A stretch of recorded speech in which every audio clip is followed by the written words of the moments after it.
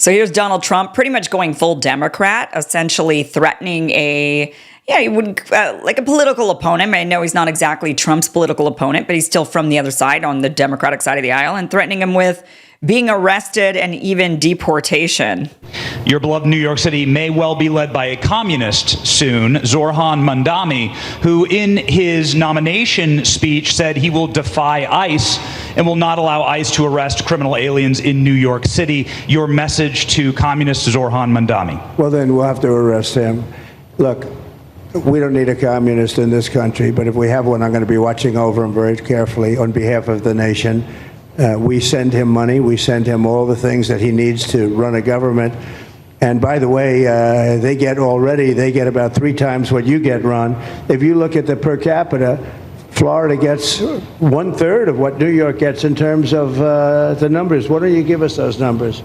Yeah, well, because that's what we should send him. Yeah, well, like sometimes people say Florida gets more because they count Social Security recipients, but that's not money to the state. Those are seniors that live here. If they moved to North Carolina, you could count it there. So it has no interaction with the state government. They get more in the city and state governments than we get. Right, substantially. We're going to be watching that very carefully, and a lot of people are saying he's here illegally. We're going to look at everything, and ideally. He's going to turn out to be much less than a communist. But right now, he's a communist. That's not a socialist. Okay, so we're not allowed to have a difference in political thought in this country anymore. You can't have political differences. If you do, we're just going to arrest you. I mean, this type of thinking, this is what Democrats were doing against Trump and any Trump supporter during their reign of terror. And now here's Donald Trump. He gets into office and he says that he's going to restore, get the politicization out of the Justice Department. And yet he's talking about arresting essentially a political opponent, somebody on the other side or somebody who thinks differently than the mainstream norm or what you're allowed to think. Now, I don't agree with Zoran Mamdani on a lot of issues, but that doesn't mean I want the guy arrested. And it doesn't mean that I think we should be using the justice system against political opponents or people who have different political thought. But it's just really disheartening to see this, the hypocrisy of this. A lot of people, when Democrats just kind of lost their minds, and they were going out there trying to crack down on misinformation and had their misinformation czar that Biden put into office that luckily ended up, Nina Jankowicz or whatever her name was, luckily didn't last very long. But Democrats had really, I think, lost what it meant to be an American with free speech, free thought, in a country where we should have robust debate. And here's now Donald Trump saying we should just arrest the communist. I mean, this is losing the plot. Just when you thought Republicans kind of were the sane ones, they show that once they're in power, they're not sane. And this is just not the direction that we should be going in. You want to beat Mamdani? Do it at the ballot box. Have better ideas. Why don't you give young people something to vote for rather than endless war, genocides, upping the military industrial complex to $1.5 trillion annual budget? Why don't you give young people an America to believe in, an America to look forward to, an America First policy, make America great again? Just give them that rather than saying that you're going to jail a political opponent. Mamdani responded to this. He said, the president of the United States just threatened to have me arrested, stripped of my citizenship, put in a detention camp and deported, not because I have broken any law, but because I will refuse to let ICE terrorize our city. His statements don't just represent an attack on our democracy, but an attempt to send a message to every New Yorker who refuses to hide in the shadows. If you speak up, they will come for you. We will not accept this intimidation. That Trump included praise for Eric Adams and his authoritarian threats is unsurprising, but highlights the urgency of bringing an end to this mayor's time in City Hall. At the very moment when MAGA Republicans are attempting to destroy the social safety net, kick millions of New Yorkers off health care, and enrich their billionaire donors at the expense of working families, it is a scandal that Eric Adams echoes this president's division, distraction, and hate. Voters will resoundingly reject it in November. Zoran for New York City. I mean, we'll see exactly what happens in November. There's definitely a concerted effort by people to ensure that Mamdani doesn't end up taking office. And I wouldn't be surprised if a lot of the same tactics that ensured Donald Trump didn't take office in 2020, I wouldn't be surprised if those same tactics are used against Zoran Mamdani. And that is a lesson to you. Right? I mean, this is it's whatever you weaponize, the other side will use it. And Democrats weaponized it, and now it's being used against Democrats, although the establishment Democrats also don't want Mamdani in office, so they're going to be in on it. They're going to be in on the coup. But this is the type of stuff, when Donald Trump unleashes this, we will use the Justice Department to deport our political enemies. That is going to be used the next time around on Donald Trump and his supporters.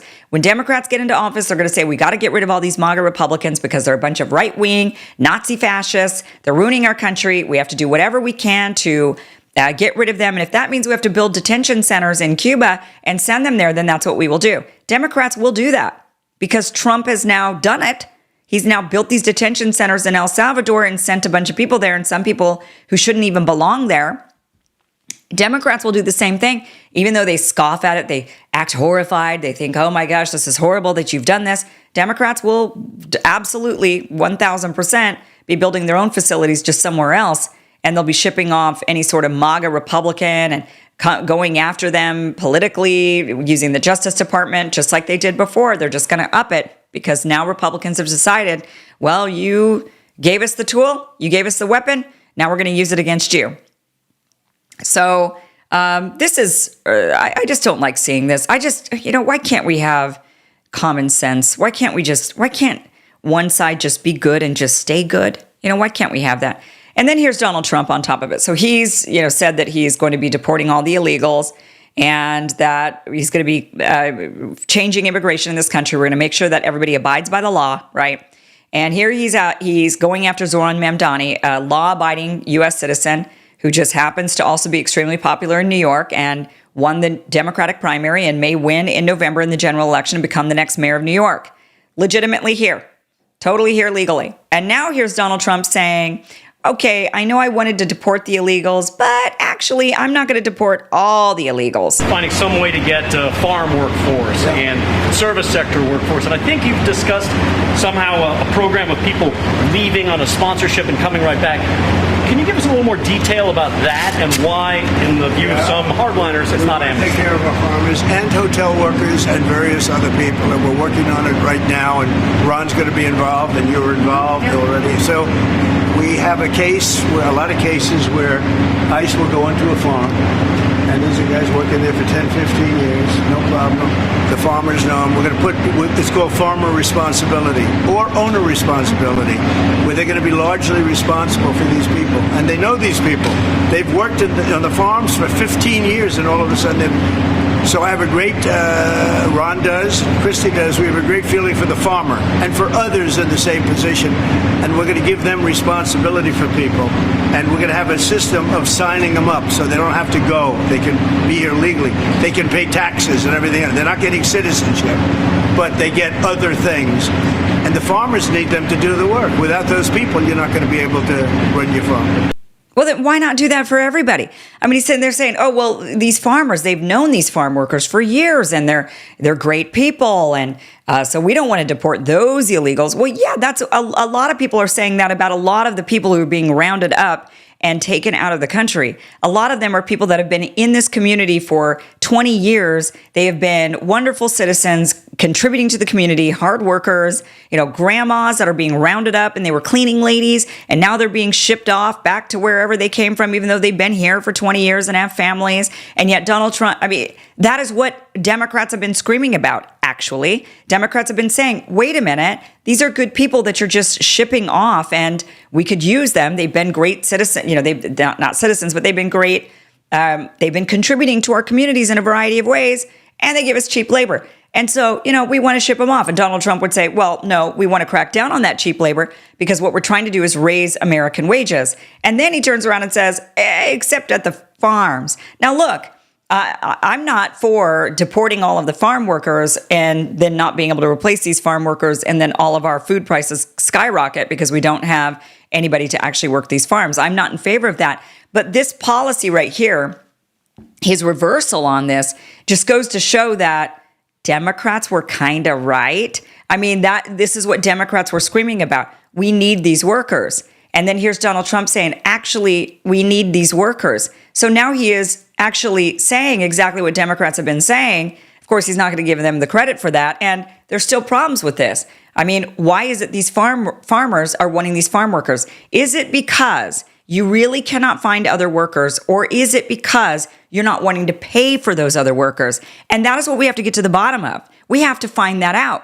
And if that means we have to deport everybody who's illegal in this country in order to discover that, whoops, we need a lot of workers. And whoops, we actually don't have the workers to do these jobs, no matter how much we pay them. I mean, these are the things that we have to find out. So we have to find out if we have a lack of worker problem or if we have a greed problem at the corporation level or you know, some other issue. But you can't diagnose that issue until you get to the root.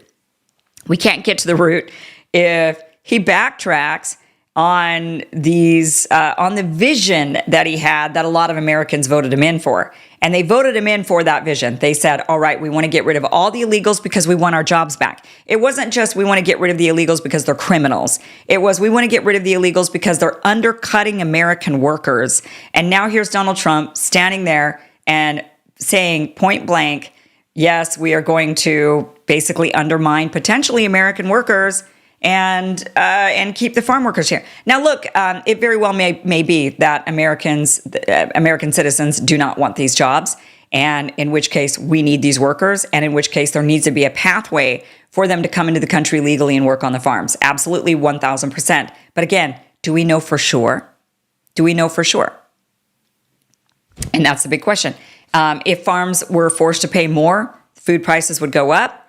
Is there a way to counter that? Should the government subsidize our food? Probably. They subsidize the military. Why not subsidize our food production instead? How about instead of creating a giant military industrial complex, we create a healthy food industrial complex? How about that? Why don't we pump a lot of money into farmers and giving them, why don't we give them the money for innovative farm tools rather than giving it to the military industrial complex to come up with new fancy drones that are going to kill kids in the Middle East? Why don't we instead come up with new technology to ensure that people in this country can eat at a low price? That would be amazing. Why don't we do that? How about we subsidize the farmers a bit rather than the military industrial complex? Novel idea.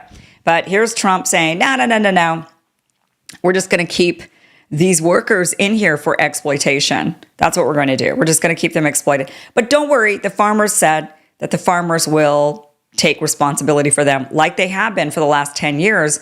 Before you started in on this, we have to deport all the illegals campaign promises. So, you know, I'm not one that's saying, yes, let's you know, I have a heart. So I'm not sitting here saying, oh, I just want everybody gone. But I also think at the same time, you campaigned on it. That's what people voted you in for. Do it.